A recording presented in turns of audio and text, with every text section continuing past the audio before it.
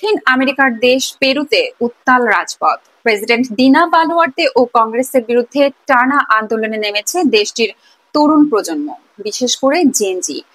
শনিবার রাজধানী লিমা সহ বিভিন্ন শহরে হাজারো মানুষ সরকার পতনের দাবিতে মিছিল করে। এর আগে গত ২০ সেপ্টেম্বর পুলিশের সঙ্গে সংঘর্ষে আহত হন বহু পুলিশ সদস্য, প্রতিবাদকারী ও সাংবাদিক। প্রতিবাদকারীরা বলেছেন, পেনশন সংস্কার আইন জনগণের মতামত ছাড়া চাপিয়ে দেওয়া হয়েছে। 18 বছরের ঊর্ধ্বে সবার জন্য বাধ্যতামূলক করা হয়েছে কোনো একটি পেনশন প্রদানকারীর সঙ্গে যুক্ত হওয়া।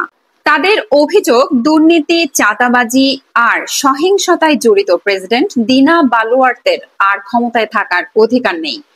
সরকার পতনের আগ পর্যন্ত আন্দোলন চলবে এমন হুঁশিয়ারি দিয়েছে তরুণরা।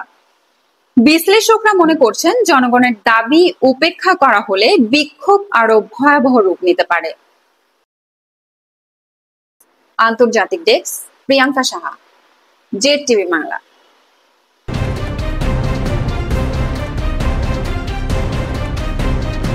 জেড টিভি বাংলা, নতুন ভাবনায় প্রতিদিন।